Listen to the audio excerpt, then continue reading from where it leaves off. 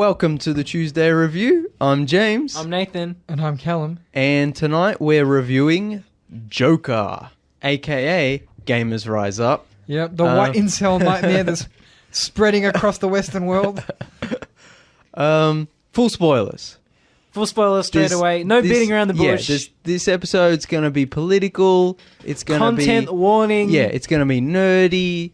So if you don't like any of that shit, get the fuck out now. Well, look, it kind of has to be, considering the controversy this film was stirring up before it even got released. Exactly. So, yeah, full spoilers for the movie. You've been warned if you haven't seen the new Joker film.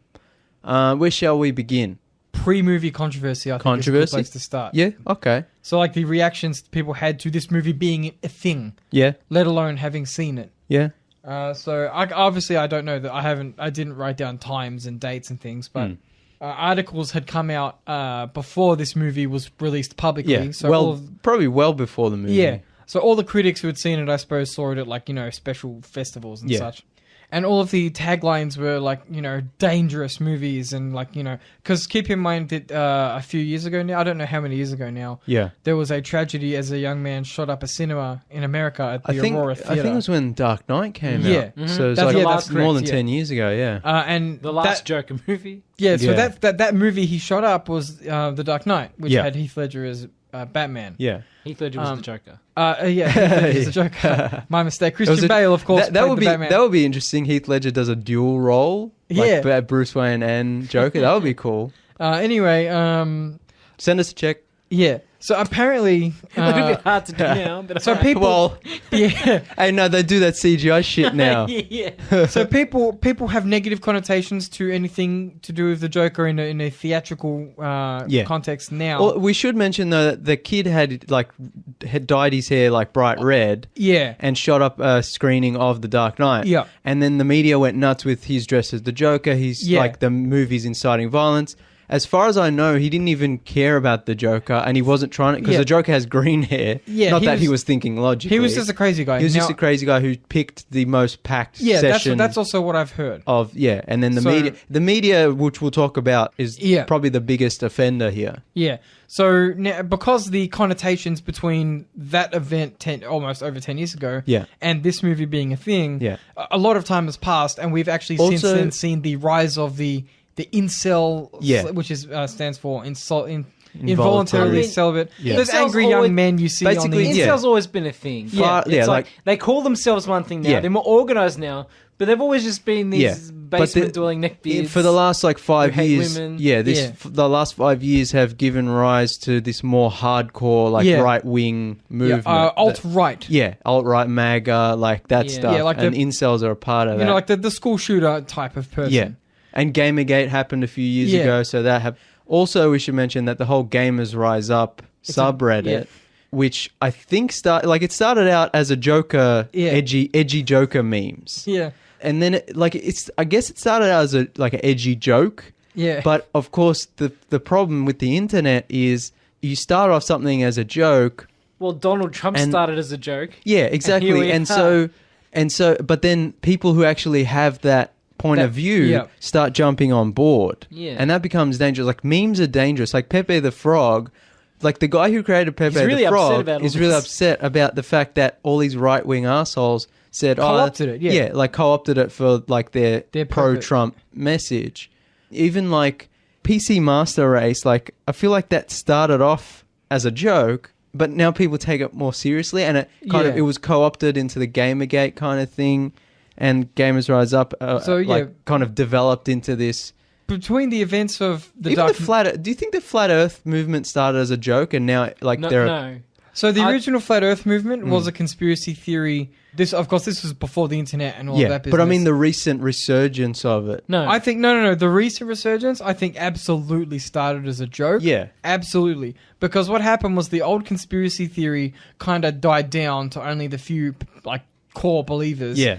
But then when people started making fun of it again, it kind of brought that back into vogue. Yeah. And because even if it is a joke, when people talk about it, every now and again you'll get a person here, a person there, who will watch some documentary about someone who truly believes it, and then they'll be like, oh, maybe they're right.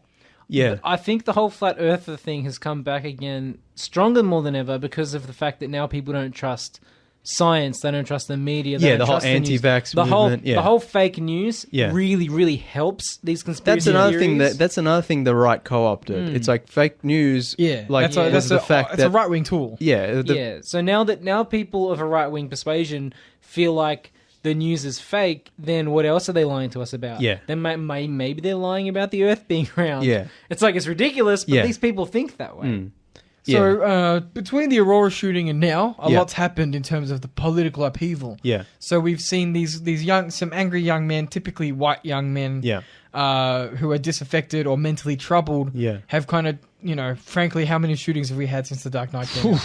Minor and major, heaps, right? Thousands of people have died, and I'm not talking just about like the big shootings. I'm talking about little ones that don't make the news. Yeah. So when they made this film, people were worried about the connotations of the Joker because of the Aurora shooting, even though he wasn't like I'm the Joker, I'm going to shoot people. I think that kind of guy. Because of the Gamers Rise Up subreddit, like being a kind of edgy Joker meme thing, and then people started making the joke of, the new Joker film is going to incite violence. Like it was kind of a joke, but then people started getting on board with that, and then major media outlets, which are now all so heavily for profit that it's just all about clickbait and manufactured outrage. And so they were like, well, all the the trending tweets and the the subreddit, the Reddit posts are about this Gamers Rise Up Joker inciting violence, so let's just write all these clickbaity headline non-articles. And that's when people started going like, oh, maybe this movie's going to incite violence. It's like, no, it wasn't. So it's not gonna. The one, like the good thing and the bad thing about the internet is it gives everyone the same voice. Yeah, everyone has an equal platform. Of course, celebrities, are going to have more viewers. Yeah, but everyone has access to the same tech. It's the best and worst thing ever to happen to humanity. Yeah, it's like simultaneously the best and worst. You have people who say, "Oh, it's going to cause violence" as a joke. Yeah, but then you have someone. And these people are typically on the far left of the political spectrum, will say, oh no, it absolutely will cause violence because it's about a disaffected white man. Yeah. And if you don't believe me, look it up. There's so many articles written by major news outlets about the white problem with the Joker. This is what I was talking to you, I think, last night, after we saw the movie, where it was like, there's this fake manufactured outrage, these clickbait headlines, a lot of buzzwords, that are hinting that people on the left are outraged and sensitive to the fact that this Joker movie will incite right-wing, in the incel movement will incite right-wing violence. But in reality, most of those media outlets who are spouting all this garbage and manufacturing this fake outrage are run by big corporations who are heavily conservative or on the right side of the spectrum. Yeah. And so in reality, no one on the left was really worried about this movie. And the only people worried about it were people on the right who were pointing at the left and saying, look, they're a bunch of snowflakes. Look, they think this movie's going to incite violence, yada, yada, yada. It's all nonsense. It's all noise. There are a lot of people. Reactionaries loved this, right? So even let's just say CNN, for example, had an article about the dangers of the Joker movie. Yeah. And you've got all these people in the comments saying it should be banned. And these are people who are, generally speaking, I would call them progressives based on, going onto their feeds and looking what they say. Yeah. But most of these people, like we mentioned before, this movie hadn't come out yet. Yeah. So most of these people haven't seen the film and they're giving an expert's take on the political ramifications of the Joker movie. Yeah. Keep in mind, these people haven't seen the film. And so suddenly everyone's an expert before the movies actually come out. That's the thing. I think, like with a lot of movies, when the new version of the character or, the story comes out, all of a sudden everyone's an expert. People who never cared politically or artistically are now at the forefront of the argument. Yeah. This happened with The Last Jedi. Yeah. Where people who didn't really like Star Wars, didn't really hold any stake in the whole fake wokeness of Disney going like, look at all the diversity in the car. Like, people who never cared about the story or the characters and never cared about the political nature of films and casting in films, all of a sudden we're all on Twitter going like, this is the greatest movie ever made. You know, all this manufactured fake outrage. We live in this like reactionary culture, and people just didn't, like, they don't actually care. And then the people like us who do care and who quote unquote make a living, even though we don't get paid for this, on discussing films and watching movies. Yeah, it's like a spiritual living. Yeah, it's important to us, like, to discuss this and to experience the films and so on. So people who did actually care, we were branded as the outsiders, as the bad guys. Yeah, and if you enjoyed this movie, I feel like there's also going to be Joker. At least until the majority of people have seen this film and we get more objective critics coming out and telling the truth as they saw it. Yeah. There's a kind of stigma attached to liking the movie because of the negative connotations it's already got. Well, we won't talk about it now because we're kind of going too far into the middle of the discussion. Yeah. But yeah, we'll talk about how the film, you know, the outrage before the film came out about how it's going to incite incel and right-wing violence is so silly. One, because it's all fake. Yeah. But two, because the actual message in the movie comes from an arguably more left-wing point of view. Yeah, that's right. We'll discuss that later on. But I guess we should start like at the start of the movie and just like what we liked about it.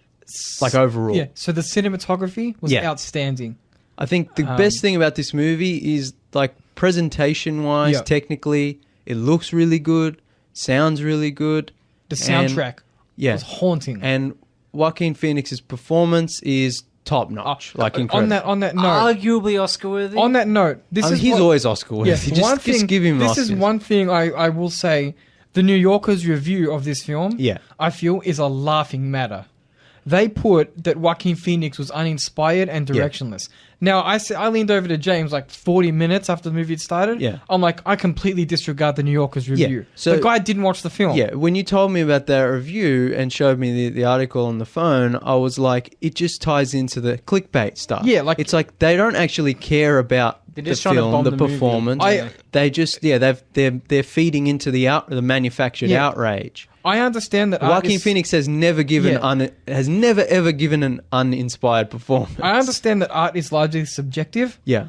But Joaquin Phoenix brought magic to the screen. He is the best part of the movie. Yeah. And he holds the weaker part of the movies up. Yeah. Like, so don't if your feeling is Joaquin Phoenix has been overemphasized in this film, like just rewatch the movie with an open mind and actually watch his performance, and then if you still think he's terrible, you don't get acting. But that brings up the question of, you know, do you think he's terrible because of the outrage around the film, or do you think he's terrible because you just don't think he's a very good actor? Yeah.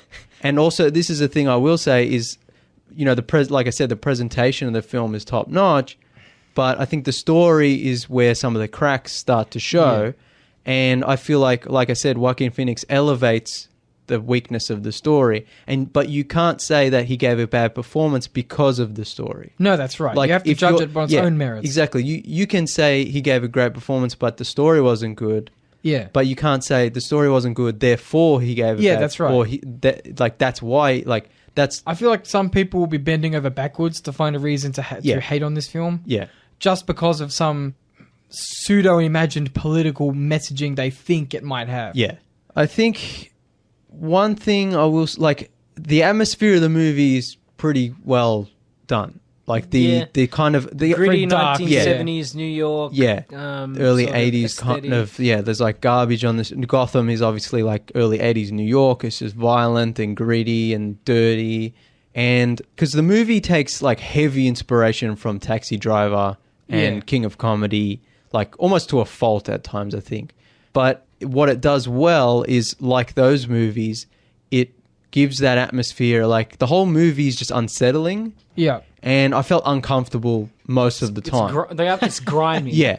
Like, it's like oil you can't quite get off. You can't. You keep washing your hands, you can't get off. Yeah, but like I feel like that's something the movie succeeded in. Is like I felt uncomfortable watching it. Also, it doesn't help that Joaquin Phoenix is so damn thin. And that's what I was going to say. Is his performance and his physicality. Yeah, the physicality of his performance is why I felt so uncomfortable. Like when he's on the couch and he kind of leans back, you can see his ribs, and I was just like, that's gross. Yeah, like it's just, and the way he moves is always so strange. Yeah, it's just so uncomfortable. So the movie succeeds in that, right? There were a couple of things I didn't like. Some handheld camera work I didn't like. Some CGI blood I didn't like. I thought the blood was alright for the most part. A couple of bits I felt like it looked fake, like really fake. Maybe that was just me, but I don't know. It looked a bit off. Also, you know how before the movie came out, and I was like, this has to be R. Like, there's no way it can't not be R. And then they rated it R, and I was like, thank God, because, you know, I don't... Yeah. The movie, I would say, it's pretty tame. Like, it's tame until it's atmosphere, not. Yeah, the atmosphere is what keeps it in the adult territory. The themes are what keeps it in the adult territory. The extreme violence happens a couple of moments occasionally, but other than that, it's the themes pretty are mature. tame. You know what I mean? Like, and this is what I want to talk about. Is I feel like because it's still Warner Brothers and because it's still under the DC that's happened banner, with another movie though, right? Oh, I forget which movie it is. There was another movie they released because it was that they rated R because it was too threatening, and there was actually no real. Oh yeah, just the atmosphere. Yeah. There was actually no objectionable content in it, and the director couldn't understand why. I think. I think it was Dark City. We talked about. I don't know if it was on this show or on the old show. We've talked about this movie before, but I remember when Alex Proyas, who directed Dark City, the studio wanted to be PG-13, so they cut out all the violence and the nudity. And they gave it to the MPAA, and they were like, no, it's R. And they're like, what are you talking about? There's nothing, there's no swearing, there's no nudity, there's no violence. That's probably... Yeah, and they're like, no, it's just weird. Yeah. And he's like, well, shit, I'll just put all the violence and nudity back in. And thank God for that, because the movie wouldn't be the same without all that. Yeah. But I feel like that's this case here, where the atmosphere and the themes in the movie deserve an R, and the violence, obviously, the extreme violence deserves an R. But other than that, I felt like it's mostly pretty tame. Yeah. And I feel like that's because it's still under the Warner Brothers DC company. And so I feel like they had a few restrictions because there's not a lot of swearing in the movie either. So a few F words. There's a couple F-bombs, that's about it. Yeah. But I feel like I think we'll talk about this at length, but I think this movie's biggest fault, if that's the right word to use, Warner Brothers? No, is the fact that it's a Joker movie. Yeah, actually, I feel like it would be much better if it was so divorced from all... Just take all the comic book out of it. And if it was just inspired by the comics. Yeah, because the movie is a character drama about a man with a mental illness who slowly gets madder and madder until he snaps. They don't really... There's nothing really comic... Like, there's no... From the comic... They don't really take anything from the comic books except for a couple of choice things. So if you're not going to explore the comic books, the movie would have been better as an original movie. And I think that way it would have been DC and Warner Brothers would have been less handholdy with it, and would have just been like, you can do whatever you want, go crazy. But it would have made no money as a non-comic book. But it would have been a better movie. It would. But it wouldn't have made any money. No. Unfortunately, the studios these days basically. If it's not a comic book movie, why do they care? Yeah, but I feel like in saying that, I'm happy Warner Brothers DC made this movie, and I hope they make more of the similar kind of character-driven, because as we always discuss on the show, we don't get movies like this anymore. No. Just, violent, mature-themed adult character studies. Yeah. So I'm glad it got made. I'm just saying I think, like... It could have been made a better movie. At the end of the day, I feel like the Joker stuff holds it back, which we'll expand upon that. Which I suppose leads pretty smoothly into one of our major points is the Joker's origin story was always supposed to be vague at best. Yeah. So the comic book character, the Joker, in the comics at least, he's a genius, which Arthur Fleck, for all of his faults, for all of his complications rather, is not a genius. Yeah. So the Joker is a smarter guy because he's not strong, right? Yeah. He has to outsmart the Batman. Yeah. He's also good at making chemical gas and stuff like that. Is he? I think does he make his own gas? I don't think the thing with the Joker is that he's best left unexplained or mysterious. Yeah. That's what makes him scary, and that's what makes him a good villain. It's hurt like mythologizing. You can't hurt someone who doesn't have a past. That's right. So the fact that he was never really given a definitive origin story is what makes him such a great villain, and what makes him arguably the greatest comic book villain. Yeah. Is that he's just kind of, he does things for the lols. Yeah, exactly. He has no real motive. Yeah, he's there to, what are they? Some people just like to watch the world burn. Yeah. Like, he just wants to fuck shit up. That's what makes him scary. That's what makes him, that's why people like him. And the difference between this character and the Joker in the comics is the Joker in the comics is literally a mass murderer. So he will kill a whole theater full of people. I don't mean theater, I mean like a stadium. Yeah. If he could. Like an auditorium if he could. And of course he does. He does all the time. Joke, and so on. But Arthur Fleck kind of isn't that kind of guy. He doesn't have the viciousness. Yeah. So in the movie, Joaquin Phoenix plays Arthur Fleck, who's like a struggling stand-up comedian. Yeah. He's like, has suffered from a mental illness since he was a boy. He was institutionalized at one point. He's seeing like a social worker, like a mental health professional, but the funding gets cut to the city program, and so he loses, he can't see the therapist anymore, he can't get his medication. The garbage men are on strike, and so the waste city is piling up. There are, these super rats, the like that people are afraid of. Crime is high. It's just like a sort of so the powder tension, keg. The tension is building like in a tinderbox, right? And so one thing people criticize in the film about, which I very bigly, to quote the president, disagree with, is they say that the tension in the city escalates after some younger men are murdered later on in the film, and it's not well explained. I say it is explained. You just have to be paying attention to the film because it doesn't lay out everything for you. It happens quickly, but you can't say it's not explained. So it kind of lays it out for you here and there. Like the unions are on strike. Why? Yeah. Because they're not getting paid enough. Why? Yeah. Because Thomas, the capitalist society, the 1%, and Thomas Wayne and so on and so forth. Yeah. I'm like, you have to. It's the general feeling of a lot of different people, grumpy for different reasons, all coming together to fight the man. Yeah. Yeah, but we'll start at the micro level of just Arthur himself, of like he's a man like struggling, he doesn't really know what's funny, even though he's trying to be a stand-up comedian. That's one thing I do like is his failure to understand comedy. Yeah. I do that. Probably, I don't know if it's my favorite scene or not, but when he's at the comedy club watching the stand-up comedian and everyone's laughing at the joke, and he doesn't laugh, but then he'll just laugh at inappropriate times when nothing funny is happening. The stand-up comedian's going on a routine about spicing it up in the bedroom, whatever, and he says he plays the professor, and no one laughs, and Arthur's just cackling as he says, "I play the professor," and then he's like, "Ah ha ha ha," and he's the only guy laughing. Yeah, like he only laughs at things that.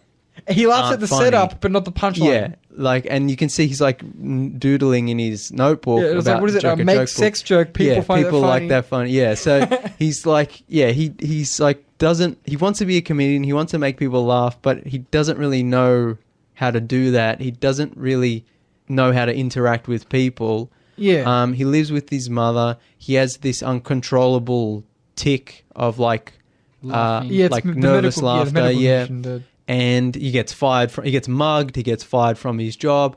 It's basically all the stuff, all the cliche stuff to get someone to a point, to snap. Yeah. And then he kind of adopts the Joker persona, quote unquote, by putting on the makeup. Although it's never a clear moment where he snaps and says, "I'm going to become the Joker." It's more just like a natural progression of the movie. Yeah. And he learns that he's adopted and his mother abused him as a child, and like she told him Thomas Wayne was his father. Yeah. But she's delusional. Yeah, it turns out she's mentally ill as well. Yeah, so he got inherited it from her, and all I'm hearing are excuses. Yeah, no, but excuses. this is what I'm getting at. It's like then he was abused and he had head trauma, and it's like I feel like this has the Halloween Rob Zombie remake problem or the Alien Covenant problem. Explain the evil. Yeah, trying to explain the evil when the reason it's scary is because it's unexplained. Is because It's just evil for the sake of evil. That's what's scary. It's a guy who just snaps one day. Yeah. There's no slow progression. Yeah, this movie is about, like, it's more like a traditional serial killer movie where it's like, here are all the things that make a serial killer, and then he snaps and sort of becomes a killer. One thing I'll say is, like, I don't like incels. Yeah, no. Right? As much as no one does. Yeah. As much as we joke on the show, right? Some people on Twitter are like, "Oh, it's fine because he only kills the people who deserve it." No. Well, no, we should say like that. Like, no one. This is another layer of the movie. He only kills people that have wronged him or are objectively doing the wrong thing. That's right. He's not a mass murderer in the fact that he just kills indiscriminately. He lets the little person go because he treated him nicely. Yeah.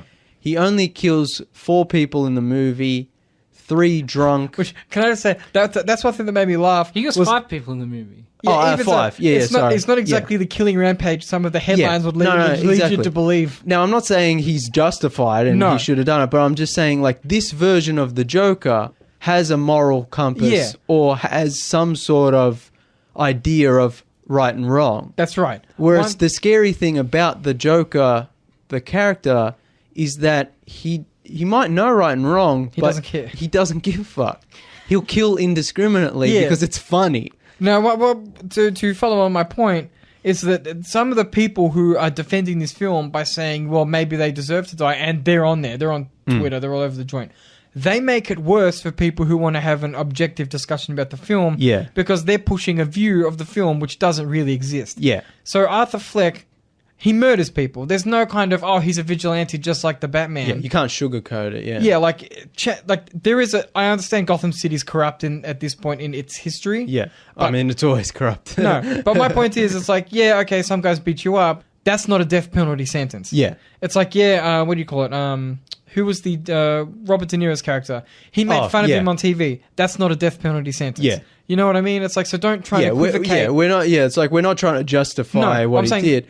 If you're equivocating him with the Batman, you're wrong. But what I'm trying to get at is the fact that this version of the Joker is an interpretation that makes him sympathetic.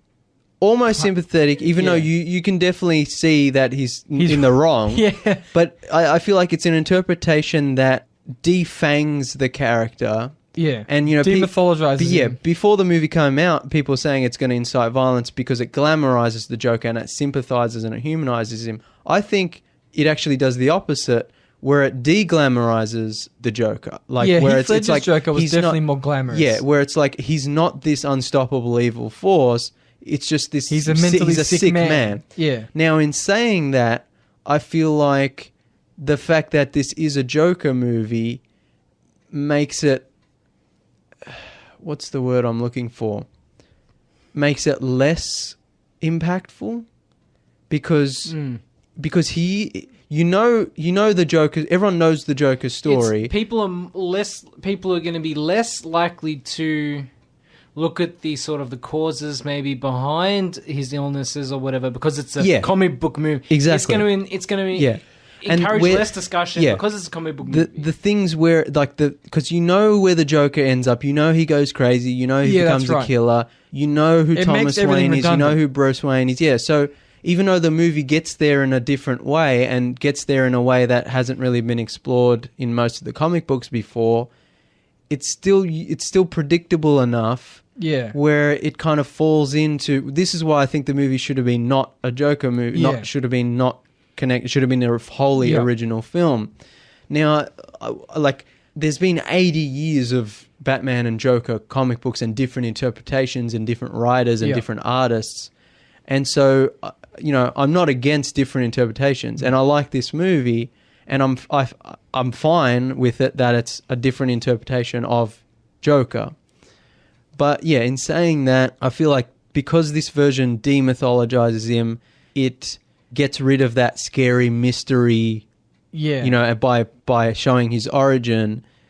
But then it kind of still connects up to Batman just enough. Yeah. Where it's kind of like... I also feel like that... So, my take of the film And this is, if you know, most of the people on the internet will tell you that the main motive of the film is to incite white nationalism, or no, I'm not even joking. It's to haha, pun. Yeah. Is to incite some type of alt-right messaging to the masses who probably haven't seen the movie and who are buying into the manufactured outrage. The movie we saw, which I think is pretty different to the movie lots of other people saw, the main core messaging was mental illness, number one, and how important it is to make sure people have good access to mental health services. Yeah. And number two, it's pretty anti-capitalist. It's a more class warfare messaging. Yeah, I think this film would, as you said, I think it would be much stronger if it wasn't a Joker movie. Yeah, because number one, the Joker doesn't care about capitalism. Yeah, and number two, the Joker doesn't care about mental health either. This is the thing: is the movie is kind of vague in its political messaging. It's like capitalism bad, mental health needs to be addressed. It's kind of a Rorschach test. Yeah, exactly. I feel like you're going to get anything out of this movie that you already were bringing in with you. Mm-hmm. Yeah. Like if you think this movie is going to be the best movie ever made, you'll think that walking out. If you think this movie is going to be shit walking in, you'll think that walking out. Yeah, that's right. If you think this movie is a right-wing propaganda going in, you'll probably think that going out, even though it's clearly not. Yeah. And because the political message is so muddied, and it's not really well explored, it's just kind of there. I think that the reason, if this, like you said, if this wasn't a Joker movie, I think that those themes would have been explored in more detail. And that's what I'm saying. Yeah. All the Thomas Wayne stuff, all the Gotham stuff, that would have been replaced with more on point scenes. Yeah, I feel like they could have explored that more, and I would have liked this movie even more. Yeah, if Thomas Wayne wasn't in it and Bruce Wayne wasn't in it, and I also feel like a lot of people would have liked this movie as well if it was exactly the same. It just had a different director attached to it. Because Todd Phillips, he kind of put his foot in his mouth lately and saying about how he doesn't do comedy anymore because woke people ruined it. That's another thing, is also because he's known for the Hangover movies and for other comedies. His movies are cool and nasty. Yeah, so automatically people are going in with we know what this movie's going to be. But in saying that, he does a good job. Yeah, he does. For a director who's known for silly comedies, he does a good job at the drama and the serious nature of it. So I feel like a lot was lost in this film. I think it could have been a good, timely movie, because you look at least in America, of course. Oh, it's very relevant now. In America, of course, there's very little access to healthcare for poor people specifically. Yeah. That's what I wish people would understand with this film. Yeah. Is the film's message is poor people are hurting. Right. Yeah. It's hard out there. Unemployment's actually, I'm pretty sure unemployment's actually getting better under Trump. But even so... underemployment, it's a complicated thing. But people are poor. People are suffering. There's no healthcare in America. Yeah. That's the message of the film. It's like, how do you repair society when it's already kind of... Yeah.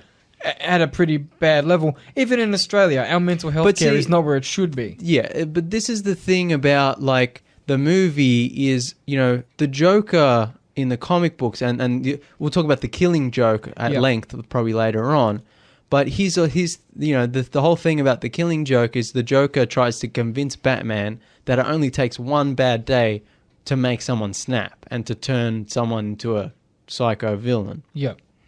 But this movie doesn't really present that. It more presents a man who's been mentally ill for many years. Yeah, and society beats him down. And society eventually beats him down to a point. But the political movement happens parallel to him or tangentially to him. He's not actually the spearhead of the movement. He incites it when he kills those the three yuppies on the train. Yeah. But he's accidental. He's not proactive. Yeah.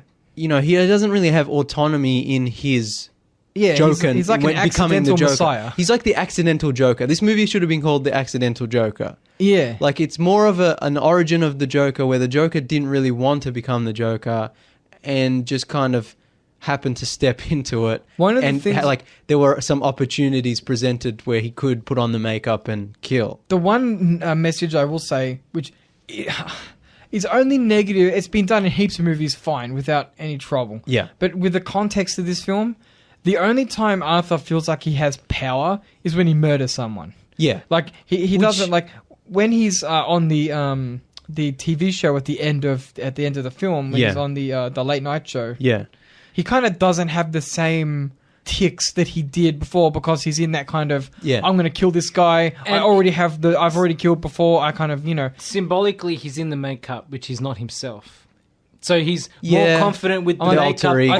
I feel like that's the kind. If they had another moment where he kind of found himself through more positive means, and then he found it was easier to just kill people. Yeah, I feel like this is where the story problems come in, which I hinted at before. Where, like, with the vague political messaging, like the movie, it doesn't really explore a lot of this well enough. It's not.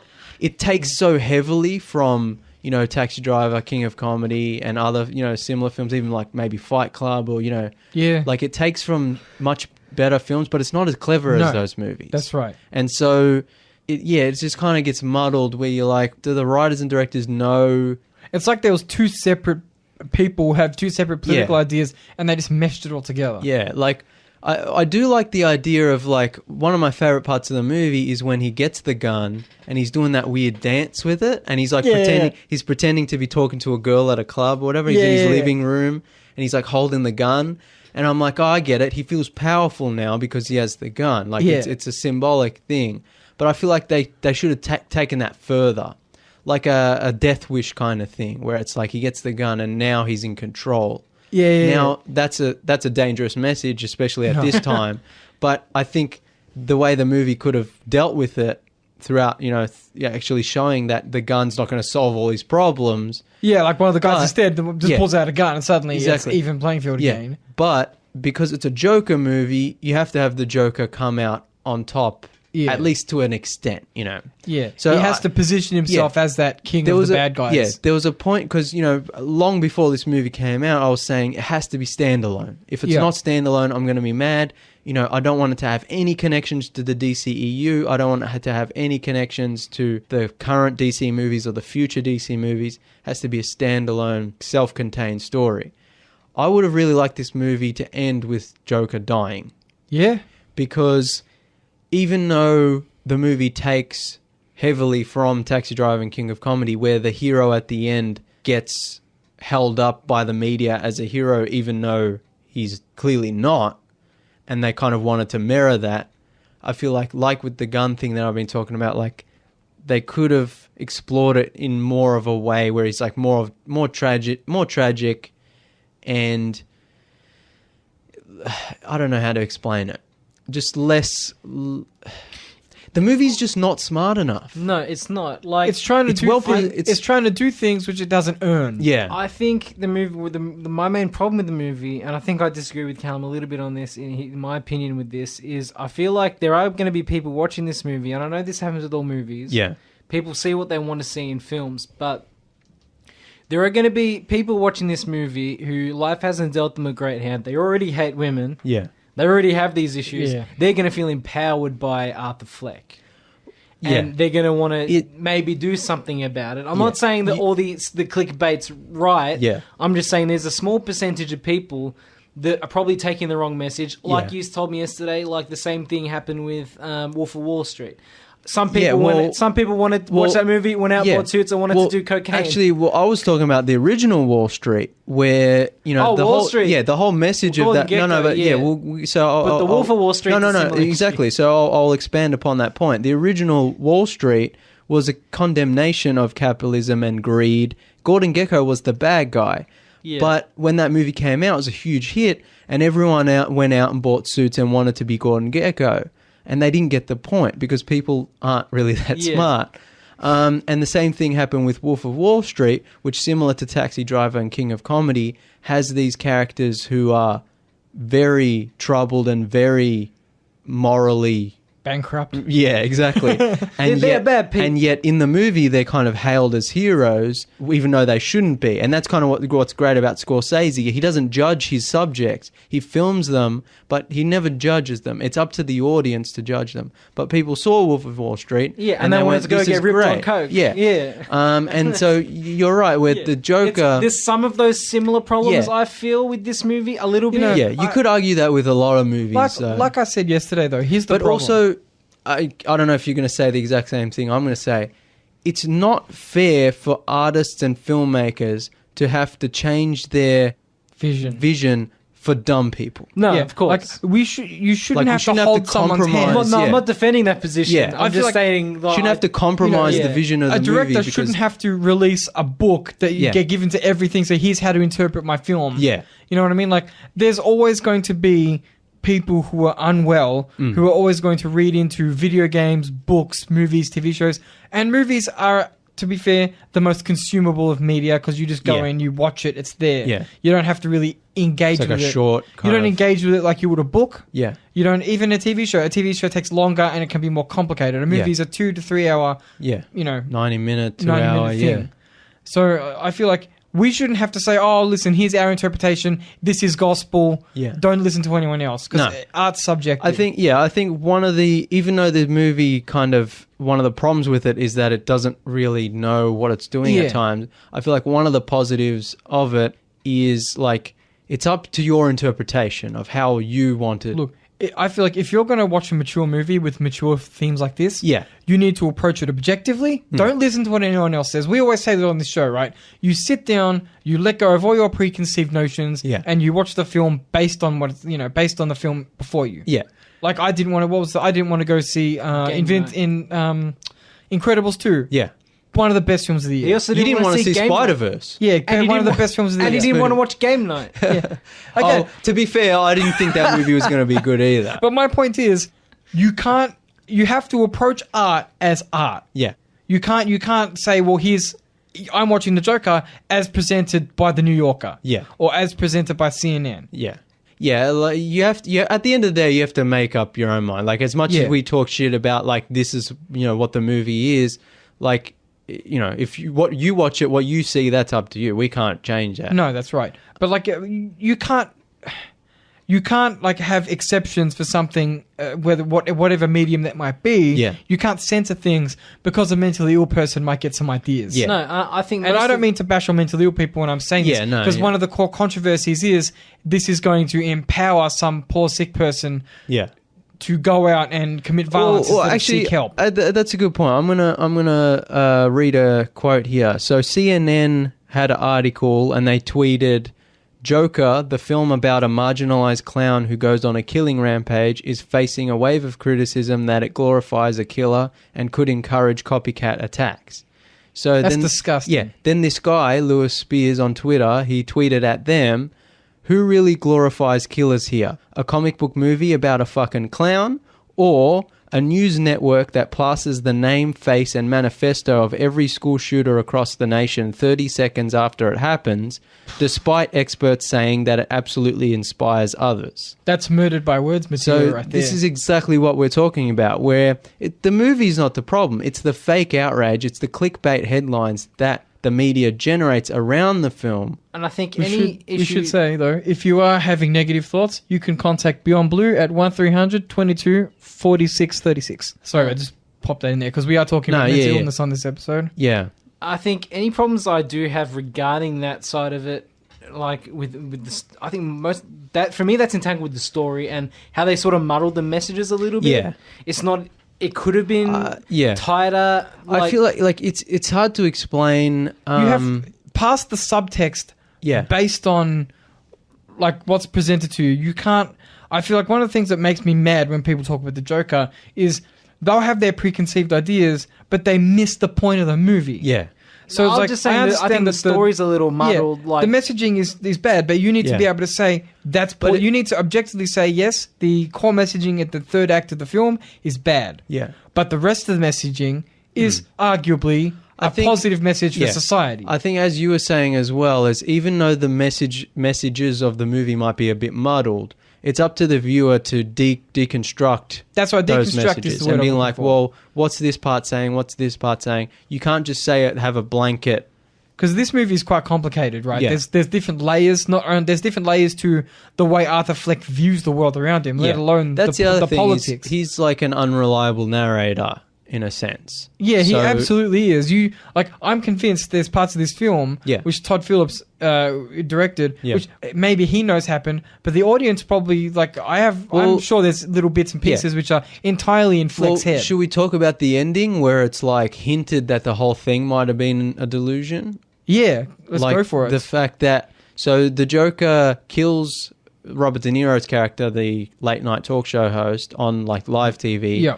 And the kind of riots happening around the city against the rich. Yeah. Eat the rich. Well, actually, I'll put that in my notes. Should we talk about that? It was kill the rich, but I was like, should we eat the rich? Should we talk about that for a quick sec? Yeah. So one of the main political messages in this film, which is they kind of beat you over the head with it a little, is the kind of the Occupy Wall Street, eat the rich / kill the rich movement. Yeah. And I think that's the one thing people seem to have, at least again on the internet, completely missed. Yeah. Like this because as I said, it's a left-wing hysteria as told by right-wing media outlets and right-wing trolls. The core political message in this film is the rich are holding down the poor aggressively. Yeah. So do you remember not too long ago, there was a whole Occupy Wall Street movement, which actually did a bit of damage to Wall Street because they couldn't operate as normal. And remember when the global financial crisis happened? Yeah. No one went to jail. No. They ruined the global economy. No one went to jail. They ruined our entire generation and the next generation and probably further generations. It's going to happen again. And no one cares. And it'll happen again. No one cares. Yeah. The people at the top, they don't care. Yeah. It's going to happen again. No. There's nothing you can do to stop it. Yeah. And that's the message is people are so upset because what do you do? Yeah. That's why it says kill the rich, although that's too aggressive for my taste. It should be eat the rich. Eat the rich, yeah. That's what I would have done. Yeah. But that's why it's the messaging for some of the film is so obvious and no one's talking about it. Yes. All these people are focused on Arthur Fleck being a white man who's mentally ill and not enough on the whole kind of what was the rapper who said the ghetto isn't black, the ghetto is poor? That's Ice-T.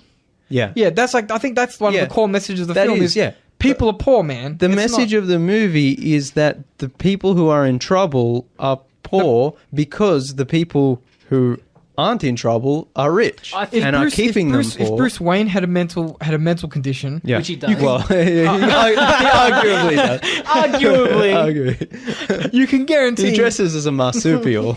Okay. And I'm sure he's inadvertently killed a lot of people in his time. But go on.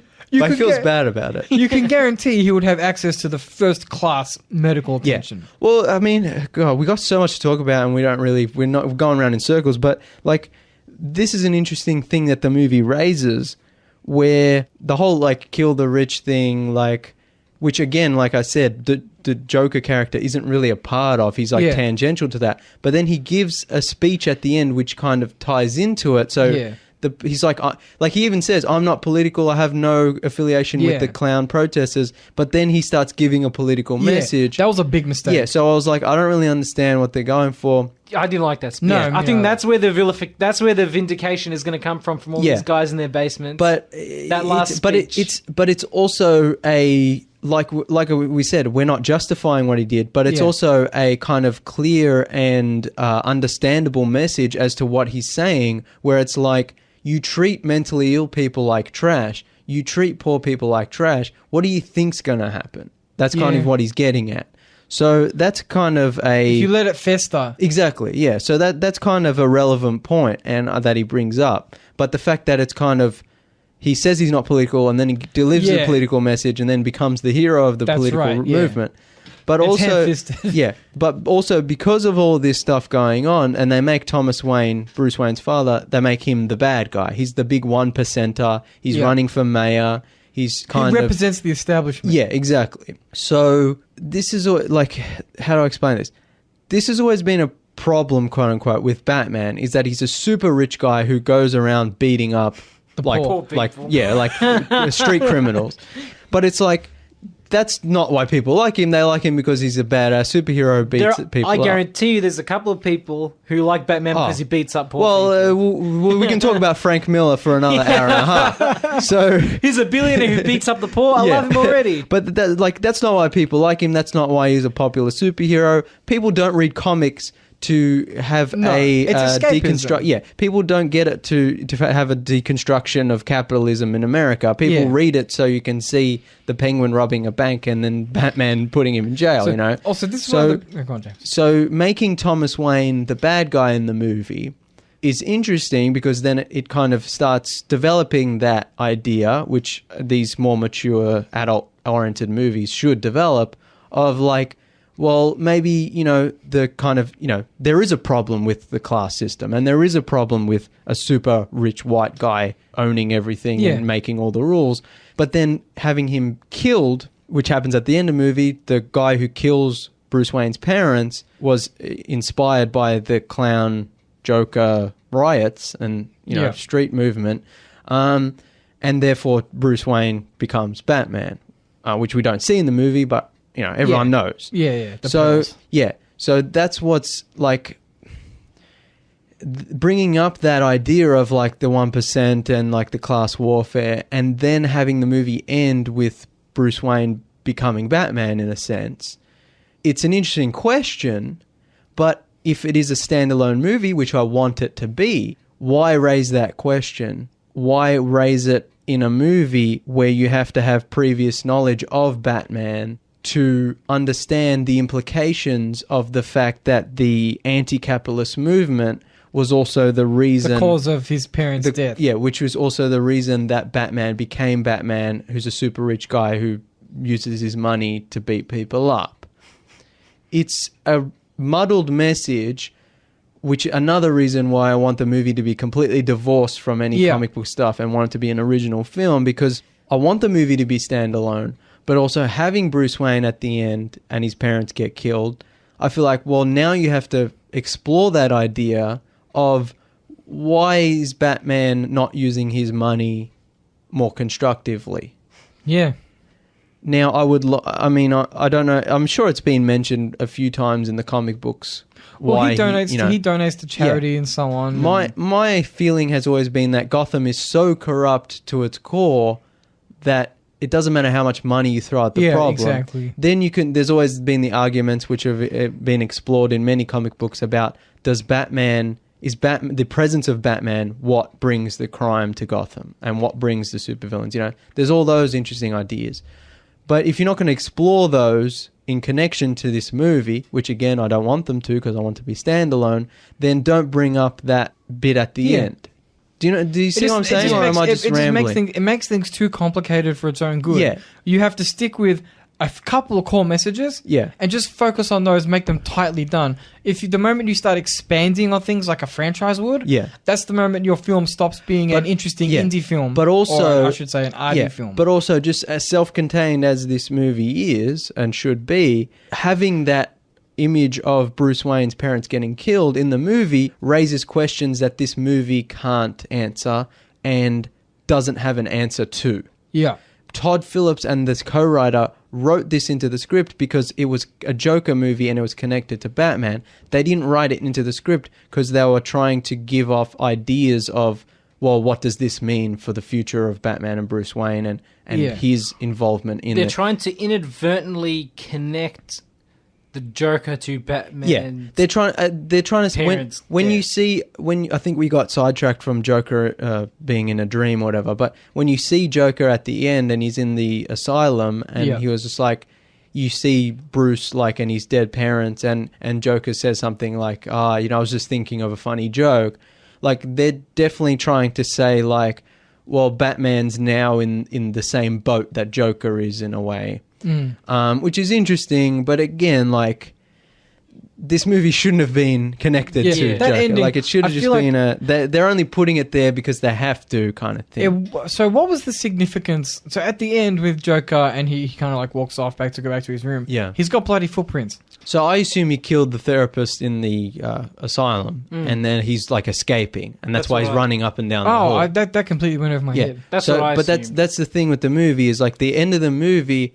He kind of he's in the asylum, and it's hinted at that the whole movie, or at least half the movie, was all in his head, and that the whole Joker movement and the Joker didn't happen. Did that. But I mean, one, that's lame because it's like, it was all a dream. But two, it's like this is one of the reasons I want this movie to be standalone. Yeah. Because if they make any reference to this movie in any other DC movie, even if it's a passing reference to the riots that happened in the 80s. Yeah, but they happen in his head. Exactly. That confirms... that reality, yeah. That reality. Whereas I want this... as much as we're saying the movie's muddled and doesn't know exactly what it's trying to say, I don't want to know all the answers. Yeah. And, like, that's a thing, is, like, the movie... Well, Todd Phillips came out recently, actually, and said something we were all very disappointed with. Yeah. The Joker, Joaquin Phoenix's Arthur Fleck, isn't the Joker that will later go on to fight the Batman. Yeah. He's the inspiration for the Joker who will go on to fight the Batman. Yeah. Kind of the way it's handled in the Gotham TV show, in which you have the proto-Joker. Yeah, which I don't like at all. Yeah. Especially in this movie, because that confirms a reality that I don't want confirmed. I want this movie to stand on its own. That confirms that the Batman becomes Batman, then fights a Joker who was inspired by Arthur Fleck. Joker. Yeah. So that raises more questions that this movie can't answer or explore. Well, come on, this could also just be Todd Phillips talking out of his ass. Yeah. Because frankly, I don't know if how did DC feel. We don't know. But they have their plans for that Robert Pattinson. Batman. We don't know. This is my biggest fear. Is this movie Joker is doing really well. It's gonna get a sequel. And exactly. So even though Todd Phillips said there's no sequel, and I'm sure Joaquin Phoenix is not interested in doing multiple movies. I'm pretty sure he said he's down. I'll look that up. I'll look that up. Jamie, but, if it makes money, DC will try to do another one. And these films are made to earn money. But this is the thing, is like, I don't want them to make another one. One, because the movie needs to be standalone. Yeah, and I don't want any like one theory or universe confirmed. Yeah. But also, like, DC, their track record with connected timelines is really bad. So they need to do what the DC animated movies are doing. They need to do what Doom Patrol and Titans and the DC Universe shows are doing, where it's already established universe. All the characters already exist. The origin stories happened years ago. You don't need to show it again. Yep. Now what's the story? Yeah. Go. That's what all the boring origin story stuff we've seen a million times. You don't need that. Let's just have the Justice League ready to go. Exactly. Like, go. What I love, Darkseid's coming. It's like I was watching Doom Patrol and Cyborg. They don't show Batman. They don't show Superman or anything. But Cyborg, his father's like, in a couple of years you'll get a shot at the Justice League. And I was like, that's great. The Justice League is an already established thing in this universe. Like, and a villain will come out of nowhere, and it's like he's just established already. He's got his costume. You don't have to see the backstory, and that's what I want the Batman with Robert Pattinson to be. Like, just the movie starts, Batman is Batman. His rogues gallery is already there, and he just fights them and has to save the day. Yeah, it's for them to be like, oh yeah, the joke is connected to that Joker movie. That would be the worst. But what I do hope is that another version of the Joker does appear at one point in future Batman films. Yeah, but it's not Joaquin Phoenix. Exactly. But it's that movie's version of the Joker, who's already established, who doesn't need an origin story. He just rocks up because he's a character in that universe. Yeah. That's the best thing about comic books, is you can open up a comic book and be like, oh, and then Calendar Man rocks up, and you're just like, cool, okay, fine. You don't have to have like, here's the origin story of Calendar Man and how he ties in and how he's actually Batman's cousin and, all this bullshit, It's just, it's there. It's all established. There might be a yellow box that says, as seen previously in issue 37. Yeah. But like, that's what these new DC movies have to be. They have to be all standalone. And then from those standalones, you might have to have a sequel. But the sequel is only connected to its previous film. We talked about this when Shazam came out. Yes, I want there to be a Shazam 2. Yeah. Yes, I want there to be a Shazam sequel. But I want it to be a sequel only to Shazam. Yeah. And you can have Superman rock up, but he's not the Man of Steel Superman. No. He's the Shazam universe's Superman.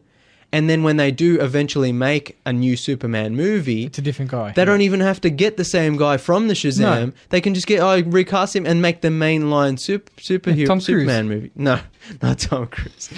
God, no. He is a Superman. He's a real life Superman. He's a real life Superman. He's a super space man. Yeah, he's a Superman. But he's not a Superman. Man. Okay. So what Joaquin Phoenix said about this movie, he was quoted in an interview as saying, "Honestly, I can't stop thinking about the character. I talked to Todd a lot about what else we might be able to do in general just to work together, but also specifically if there's something else we can do with the Joker that might be interesting. So it ends up for me being a dream role. It's nothing that I really wanted to do prior working on this movie. It's certainly a change of pace. I don't know that there is more to do. Me and Todd will still be shooting now if we could, right? Because it seemed endless. The possibilities of where we can go with the character are endless." So he's not he's not going to turn it down if they offer him a sequel. You know what I would like? A Joker sequel if it's a prison thriller. You know what I mean? Like an Arkham. Like Arthur Fleck trying to survive in prison or something like that. Look, if you keep it... So, this is... Oh, sorry, go on, Nathan. Then I want to go on a tangent. If they do a sequel, they absolutely have to keep it self-contained. Yeah, like no big time jump, right? No big time jump. No big time jump. Couple years at most. Yeah. But, like, I feel like one of the reasons I don't like the fact that this is a Joker movie is because if you're going to make a Joker movie, why not sink your teeth into the 80 years of rich, fertile comic book history and characters and worlds and places and things? Like, I know they want to make a serious character drama that people take more seriously than the Avengers movies, you know, but what's so great about comic books and Joker and Batman is like you've got this whole world out there that you can explore. You got Arkham Asylum, and they make references to it, but there's never really explored. You can cut out Thomas and Bruce Wayne. They say Gotham, but it's clearly just New York. You can just say New York instead. Yeah. Change Arkham to New York facility, yeah. And then that's it. Like the movie doesn't really have any... Well, the gentleman over at Red Letter Media said that it almost feels like it's a retouched up script. Yeah, it's like an original script that they put a couple of Joker references. Yeah, I feel like that's probably not the case, but you could make an argument. I feel like that Todd Phillips and his co-writer wrote it that way, where they're like, we don't want any of that comic book stuff. We want this to be dark and serious. And I'm like, that's kind of insulting to 80 years of... I also don't think the Joker as a comic book character would approve. Because, you know what I mean? Like, there's, like, I kept hoping for him to put out the gun. Yeah. And then a flag would come out and go bang. That's actually what I want to talk about as well. This Joker isn't funny. No, like the actual Joker character, he makes Batman laugh, doesn't he? At least once. Joker has always been funny, even in his most sinister incarnations. Heath Ledger, I would argue, is even funny in The Dark Knight. Like, I feel like this is the only version of the Joker where I wasn't even uncomfortably laughing at anything. I was cringing. I was cringing at what he was doing, but I wasn't like, haha, that was kind of... Some of the humor was also unintentional.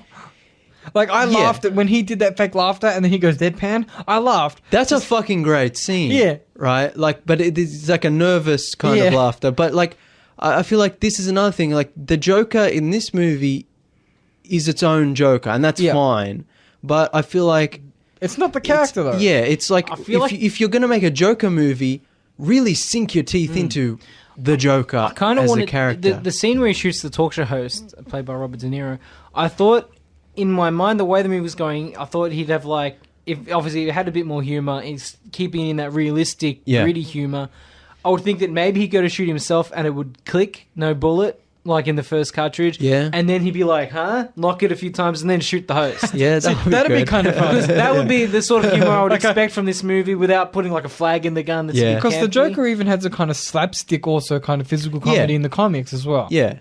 Like, I feel like this Joker also lacks... He's not sinister. Yeah. Like I said before, he doesn't really have any autonomy or like he's not proactive in his goal. Say what you want about the Joker in the comics, but he does have agency in the sense that he can gather men around him, he plans, and he acts. Like Arthur you said Fleck before, is very much a passive kind of guy throughout most of the film. Exactly, like you were saying before, the Joker like outsmarts the Batman because he can't perhaps match him physically. And that's what's great about the Joker. He's like, he's always one step ahead. He's so crazy that he's unpredictable. Yeah. Whereas this version of Arthur, he has that moral kind of code, if you want to call it that. And he has a debilitating mental illness to the point where he can't really outsmart anyone. And so, therefore, the political movement that happens outside and away from him. He just happens to be the face of it, in the right place at the right time, basically. The difference is this Joker is mentally ill. The Joker in the comics is insane. Yeah. It's not an illness as such as that he's just so crazy that he's not like his mental illness. He doesn't have a tics or anything. He's just devious. He's evil. He's vicious and devious. Yeah, you know what I mean. Like he doesn't even attempt to rationalize his actions. We'll do a whole segment now on the Killing Joke, which is one of the most famous Batman stories ever told. Yeah, and the only time they've tried to kind of create a fuller backstory for the character. So, the only reason it succeeded was because it was written by the genius Alan Moore. So we should say that the Joker, like Batman, was created in 1939, and Joker was created in 1940, and obviously became Batman's arch nemesis. Yeah. He originally was supposed to die in his first appearance, but he, everyone loved him so much they brought him back, as all comic books do. They brought him back time and time again. Yep. The only hint of an origin we ever got was back in the 50s or whatever, where he fell into a vat of chemicals and was bleached white and went crazy. And he's always been that goofy kind of clown prince of crime, and Then in the mid-'80s, Alan Moore, the patron saint of great standalone comics, and graphic novels. He wrote Watchmen, V for Vendetta, From Hell. He wrote a standalone. Created Constantine. Did he? Yeah. Oh, in Swamp Thing. Yeah. Yeah, cool. He rebooted Swamp Thing. Yeah. He in the mid-'80s kind of did a standalone Batman story called The Killing Joke. Yeah. Which was supposed to be a self-contained story that had no connections to the other comic books, various comic book runs of, the character was still popular. Yeah, it was like see what you could do with Batman and the Joker. So basically in that story, Joker shoots Barbara Gordon in the back, paralyzing her. I mean, we don't know she's paralyzed until later on, but shoots her in the back. Because until that point she was Batgirl. She was Batgirl, yeah. Kidnaps Commissioner Gordon. Yeah. Oh, first he takes photos of naked, bleeding to death Barbara Gordon. This is some hardcore shit. Because it's hilarious, that's why. Yeah. And he's dressed in a Hawaiian shirt because he's on holiday, quote unquote, and he's taking some holiday snaps. This is how fucked up the Joker is.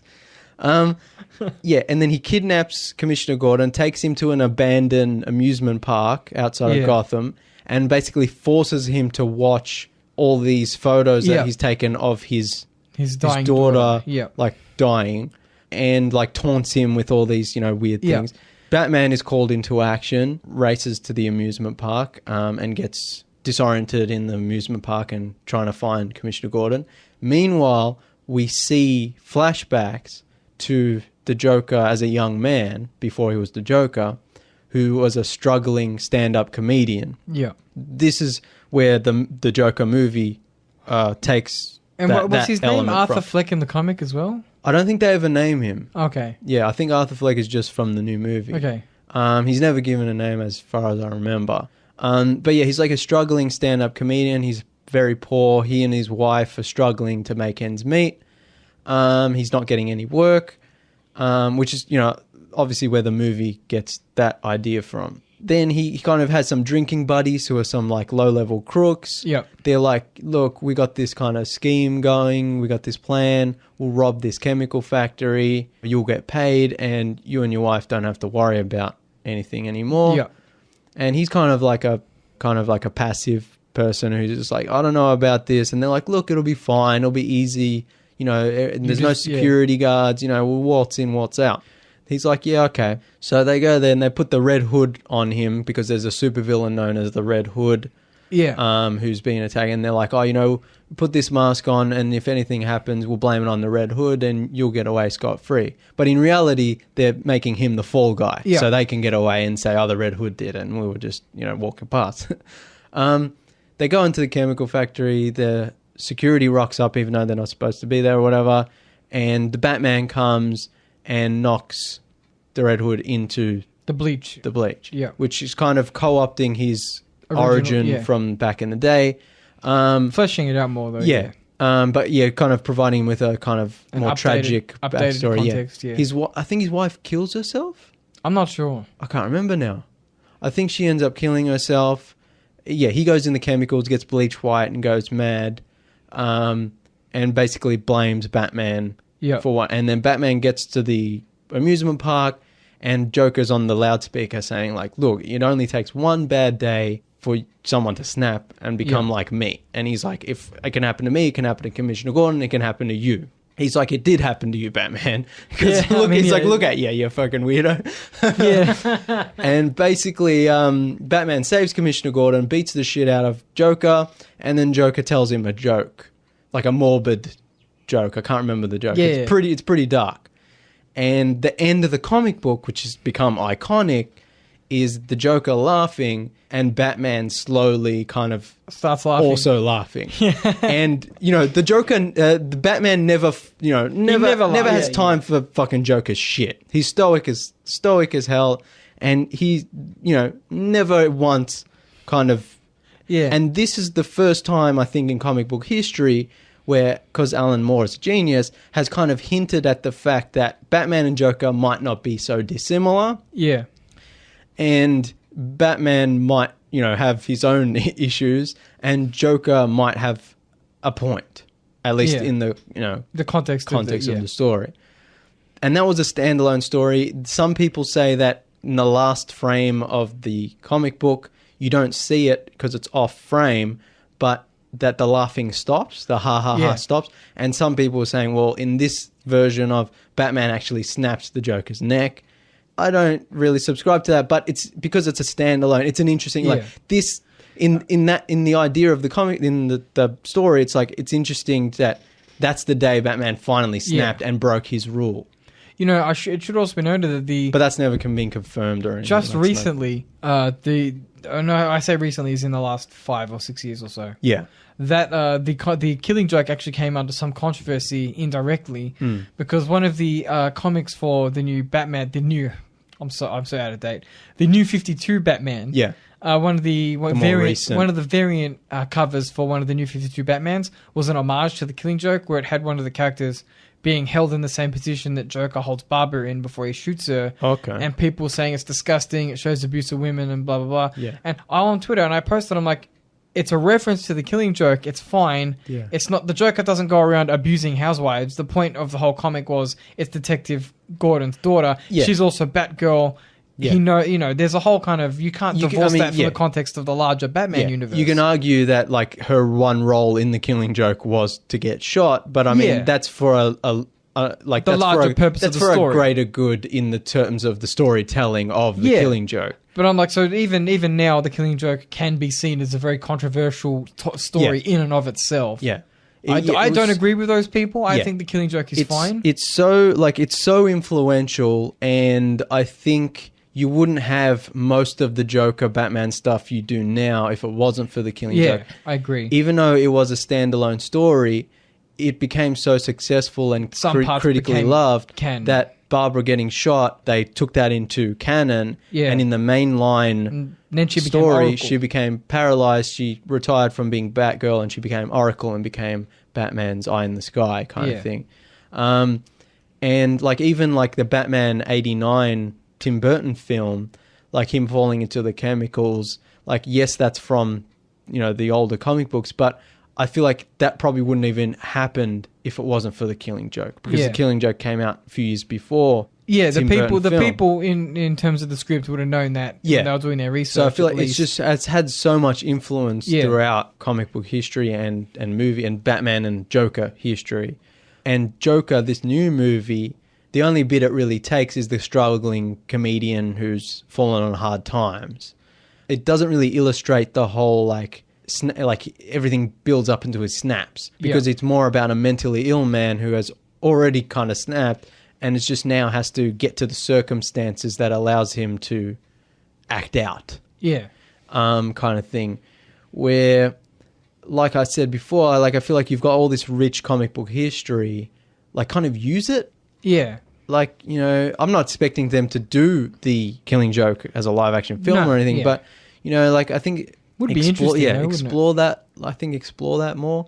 But also, it ties back into the fact that Joker was never meant to have a concrete origin story. You know, even the origin story we see in the Killing Joke, Joker says in the, like, Alan Moore, because he's a smart guy, wrote into the canon of the story, Joker says to Batman, like, sometimes I remember it one way, sometimes I remember it another way. If I'm going to have a past, I prefer it to be multiple choice. Yeah. And so to have, like, to give him a concrete background, I don't really like that. Yeah. But the fact that the end of the Joker movie ends with him in the asylum potentially having dreamt of the whole thing. Yeah.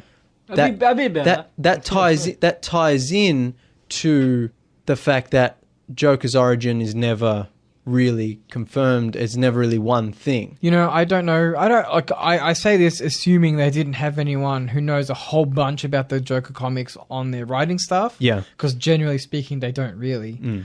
But I think we've said this. I said this about another movie or TV show once before. I'm like, if you're going to be doing a movie seriously based on a comic book character, like a serious movie based on a comic book character, try and get people who write the comics involved.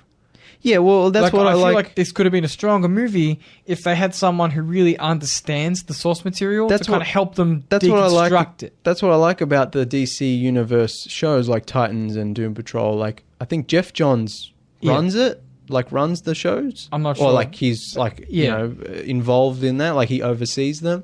And he's like a big comic book guy. So, like, I feel like they need to do that with their movies. Even though Joker is a serious, gritty film, I still think it would have been helpful for them to have assistance, because it is based on the comics, assistance in understanding not only the Joker, but Gotham City. Yeah.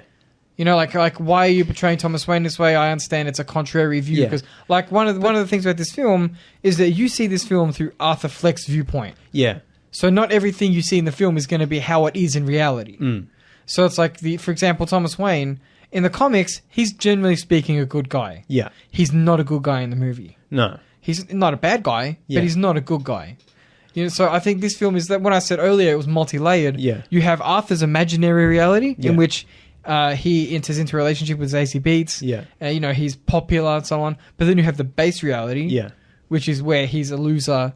No, he's mentally ill. Yeah. No, you know, he has a tough time. Yeah. So I think that would have been interesting if they had someone to help weave these things through. But I mean, the idea, like I said, the idea of Thomas Wayne being the bad guy, that's fine. Like the whole, you know, anti-capitalist sentiment. My own point is that this is like the movie is presented through Arthur Fleck's viewpoint. Yeah, but it's like, because they don't explore it at least not well enough.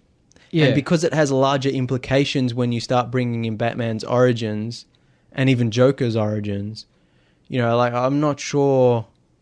And because it's so tangential to what Joker is actually doing in the movie and what the comic book Joker is actually about. Yeah. Yeah, it just raises all these questions and avenues for exploration that is, I mean, it's interesting, and I like the movie, and the movie has incited a lot of interesting discussion, but does the movie deal with it that well? Probably not. I don't know. Yeah. Also, one thing, like when Zazie Beetz' character, when he's like, you know, romancing her and all that, and then you find out later that, that whole thing was a delusion, and he goes into her apartment, and she's like, who the hell are you, kind of thing.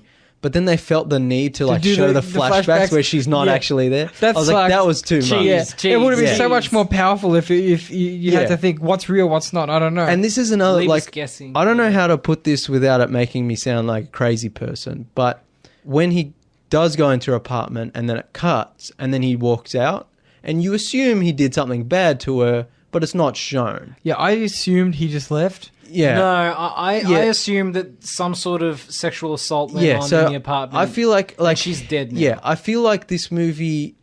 So we can raise the body count to all the 6. Maybe, he does walk out in a very angry way. Yeah, but this is my point. Is like I feel like the movie should have gone further with that.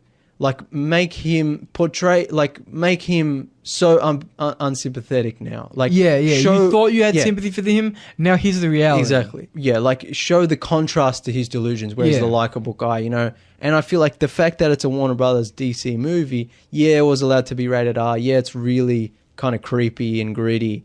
But really, at the end of the day, there's stuff they probably straight up weren't allowed to do. Yeah, that's true. And it's another reason why I think this movie shouldn't have been connected to the comic books in any way. It should have been a wholly original film. Yeah. Because in that way, they could have gone really dark and really weird. I think that also could have allayed some of the fears that some people claim to have. Because because you said like the first half, his delusions are kind of positive. Oh, hi, thanks for having me on, Murray. Murray Franklin, yeah. Yeah, so, you know, and you kind of have sympathy for him because he just wants to be loved. Yeah. But then when he stops taking his medication and he starts acting out, then you lose the sympathy and you say, well, no, he's sick, he needs help, he's a bad guy. Yeah.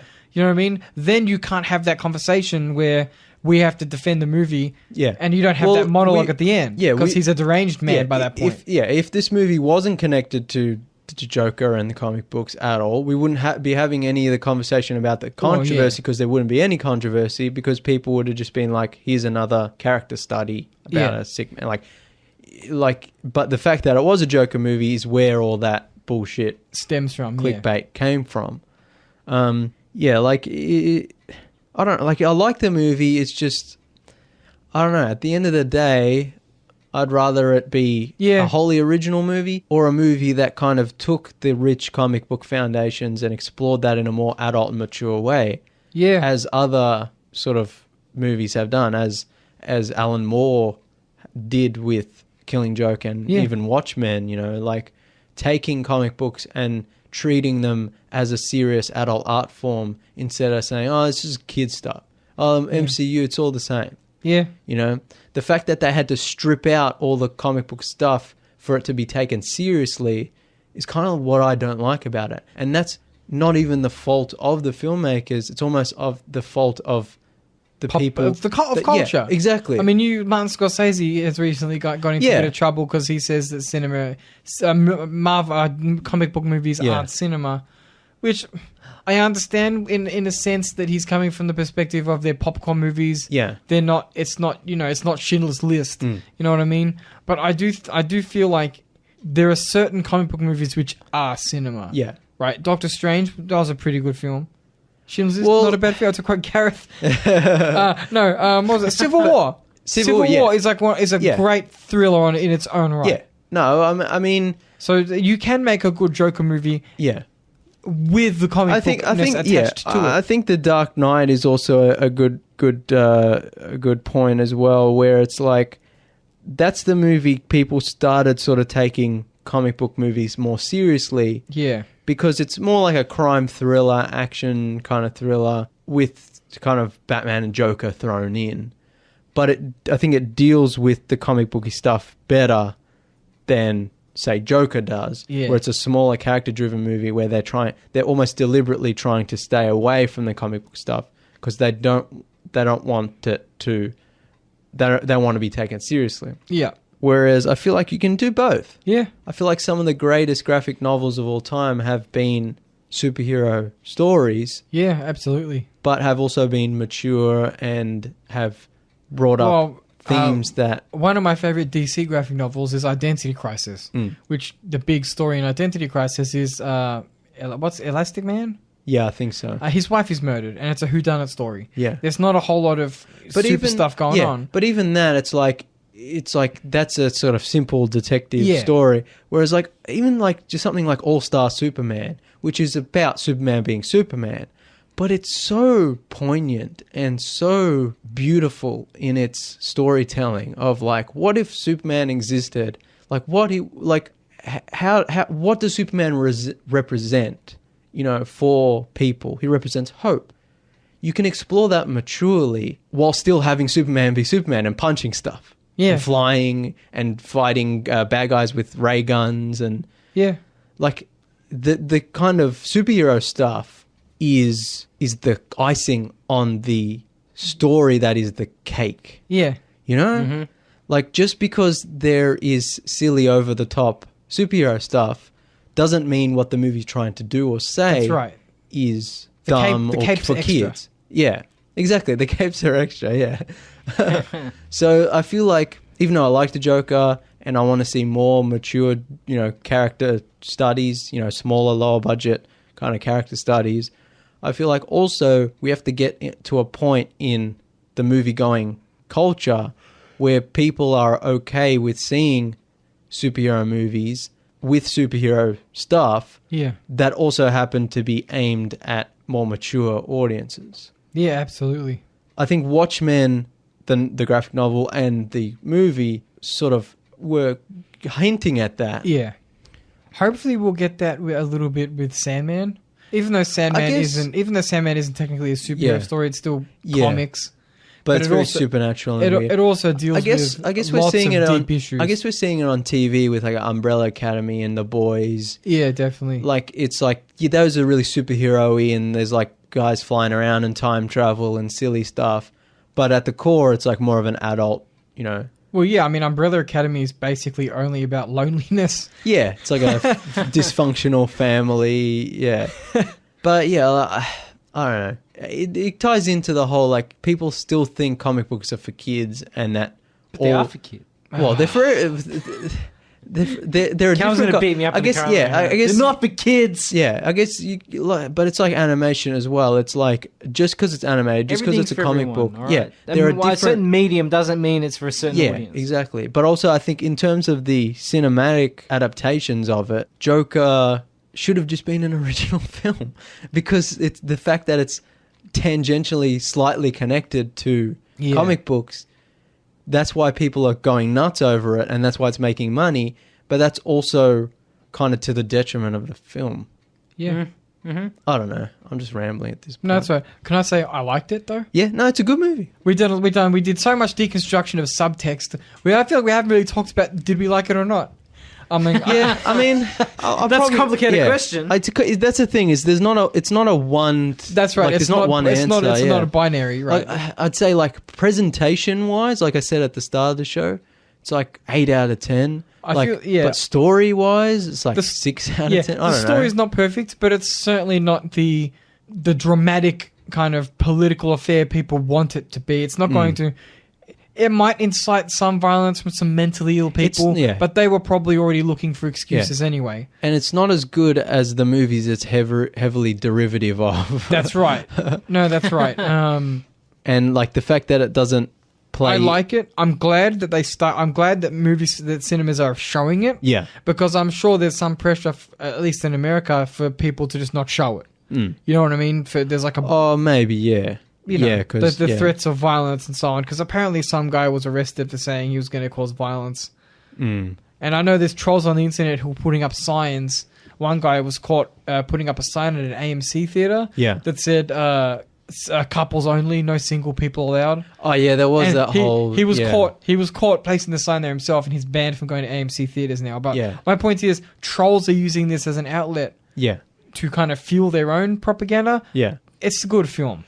Like don't listen to them. It's fine. Make up your own mind. Like we said before, it's like these trolls should make their own movie and no one will like it, and then they can just have that. All the controversy surrounding it is mostly bullshit. So just go see it and see if you like it yourself. It doesn't really matter what other people think at the end of the day. As much as we deconstruct a movie and say, oh, this was good and this was bad, it's really up to you if you like it or not, Exactly. But as we said, like all the controversies doesn't really factor into what the movie actually is. That's right. It doesn't even factor into what the movie, apart from the clumsily handled monologue towards the end of the film. If you take that out of the film, they don't have a leg to stand on. A lot of the, as you said, manufactured outrage. Right. I feel bad for Joaquin Phoenix because he has to field all these questions about violence. He's like, man, I'm sure he knows what the film's about. I'm sure he's just like, just go watch the film. You know?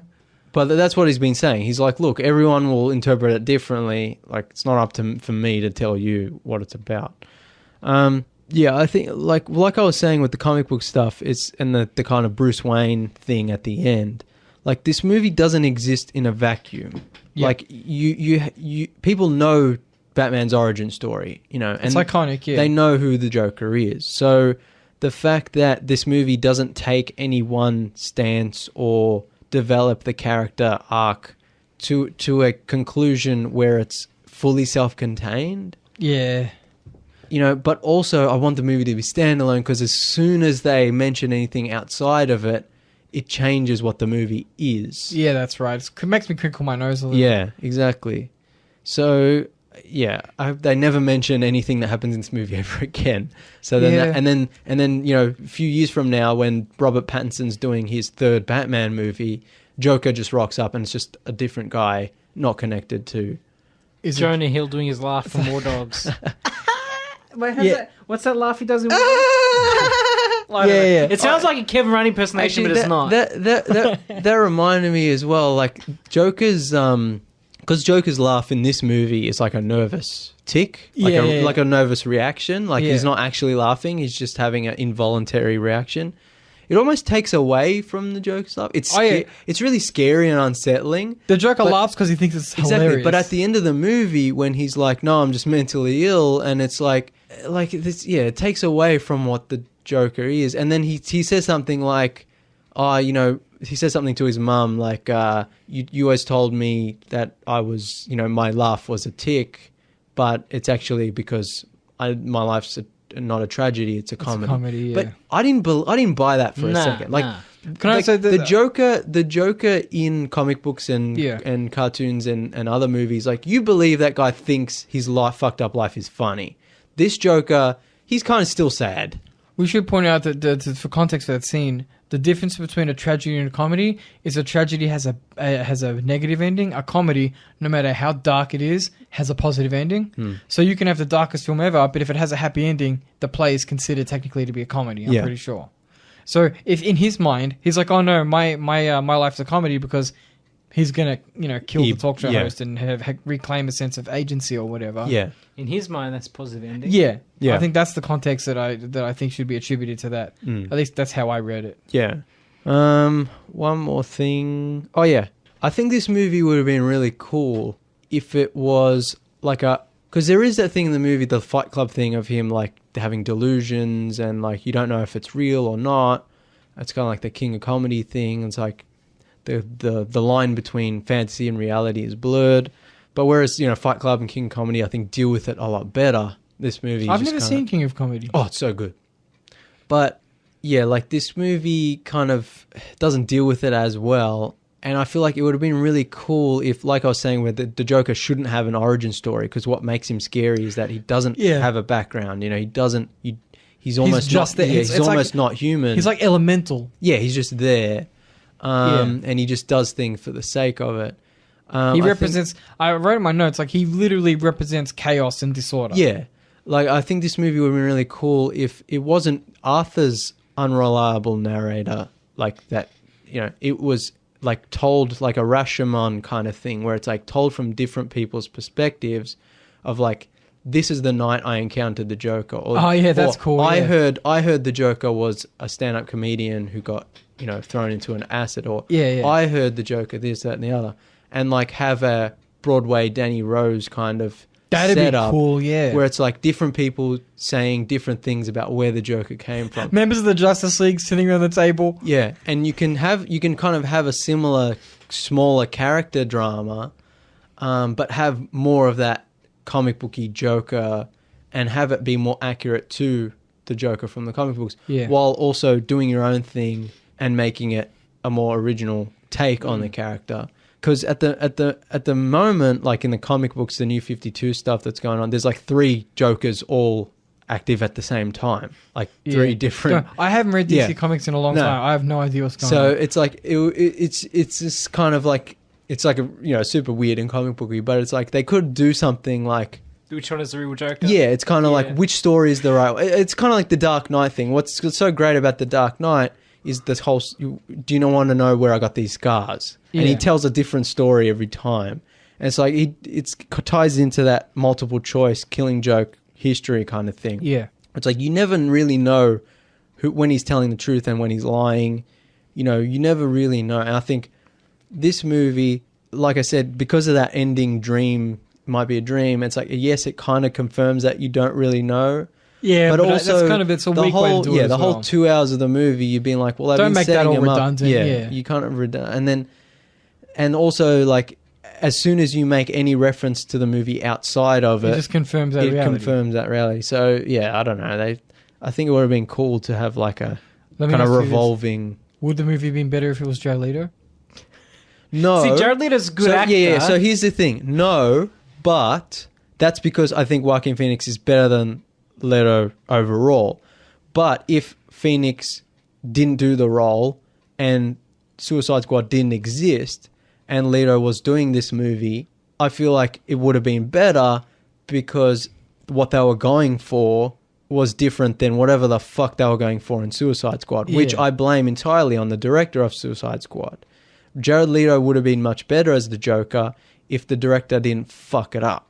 Yeah. Or if the director stepped in and said, look, Leto, I don't like what you're doing with the character. Either change it or I'm firing. Get rid of the face tattoos. Yeah, the tattoo, like the whole look of the Suicide Squad movies, and which is, we'll talk about the Birds of Prey now, but the whole kind of edgy, hot topic, like wallet chain, you know, like you know, neon, fishnet shirt, thing. Grungy look. Yeah, I'm just like, grills and tattoos. I'm just like, this is terrible. Yuck. Like, what are you doing? Like, it's not edgy, it's not cool. You think the director because the director, he's like, he does like, he wrote Training Day, and he does like crime movies, like street, he thought he was being like gritty Mexican gangster cool. And I was like, dude, come on, you're making a Suicide Squad movie, just read the comics first. Yeah, have the characters look like they're doing the comic books, and then have them shoot people. Like, it's don't try to, especially if you're doing it in a safe PG-13 DCEU movie. I'm hoping Suicide Squad 2 divorces itself completely from that and has a different style. And I hope it's rated R. Yeah, and I hope it's rated R. But here's where the Birds of Prey comes in, where Margot Robbie is reprising her role as Harley Quinn from Suicide Squad. It's not really connected to Suicide Squad, but it's still same actress. It seems to have a similar style. It's the same aesthetic. She's got the tattoos. Everyone's wearing like, punky kind of, it's just kind of cringe really. It's like, but there are rumors that it's actually going to be R. And so, it's not really connected, but it's kind of standalone. It's like, but I don't know how to feel about it. I don't know. I feel like I said in the Shazam review, like they need to divorce themselves so much from Man of Steel, Batman v Superman, Justice League, and Suicide Squad to the point where, those movies don't exist. That's right. Reboot. Yeah. Not even reboot. Clean slate. Yeah, and I feel like, you want to keep Margot Robbie because she's great, but it's like, just, they need to change the aesthetic. Yeah. I don't think people are going to complain if she doesn't have the same tattoos she did in Suicide Squad. No.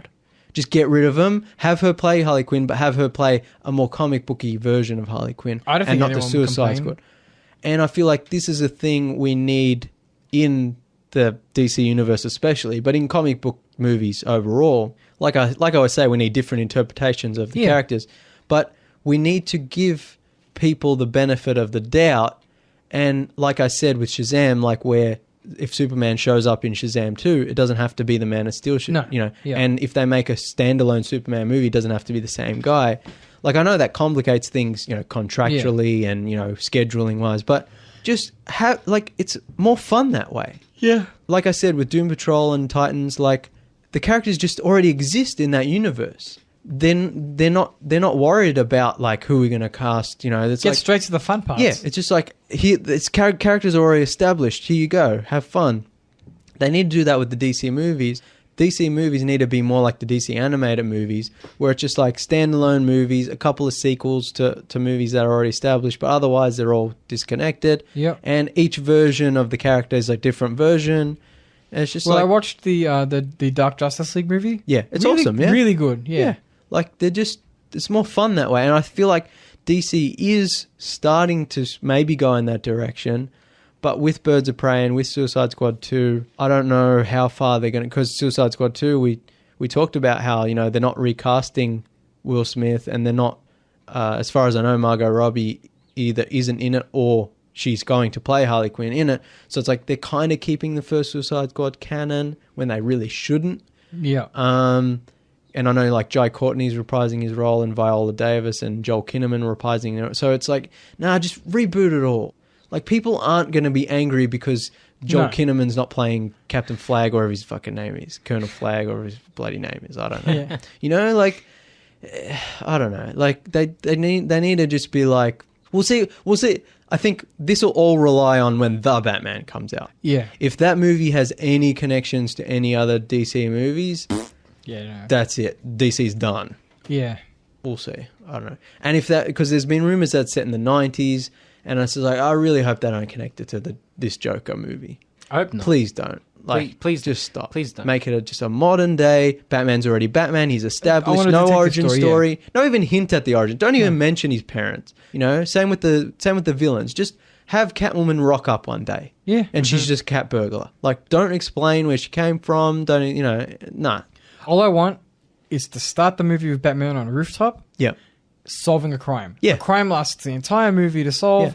He solves the crime. He puts the bad guy away. Roll credits. That's what I love about, that's what I love about comic books, but that's what I love about the DC animated movies, where you start the movie and it's just like Batman's already driving his Batmobile and he's like responding to a bank alarm and he, defeats the bad guy, and then Commissioner Gordon comes and says, I got a mission for you. And it's like, you don't have to worry about setting up.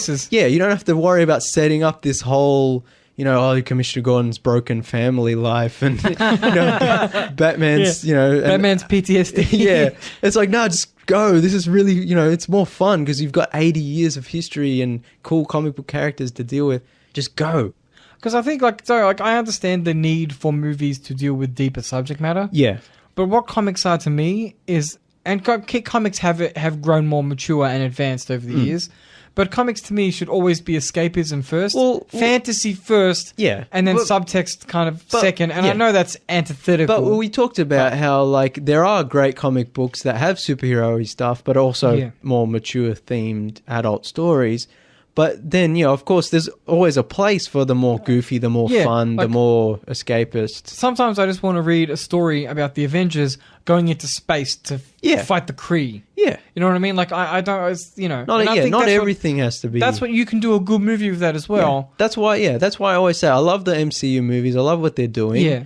But I also want the kind of darker interpretations. Yeah. But then on top of the darker interpretations, I also want the fun interpretations. I want a funner DC movie as well. Yeah. Like Shazam. That's why I love Shazam so much. It wasn't so grimdark. There wasn't a whole bunch of killing going on all the time and everyone was angry and sad. You know what I mean? But that's like I said, like I keep saying, like the DC animated movies is just like... exactly. It's like they go off and have fun missions. Yeah, it's like here's a more gritty kind of serious, Suicide Squad animated movie, and then here's a more like Batman animated series, kind of fun, Justice League series kind of spin-off, and it's like you can just do, and that's what the DC live action movies should be, where it's just like here's all the different ones and cater to everyone. Yeah, like fingers crossed. Who knows? Yep. Like I think we talked about like Wonder Woman 84 is like not really connected to Batman vs Superman. They kind of changed the continuity, and it's kind of going to be its own thing. And like, I'm happy for that.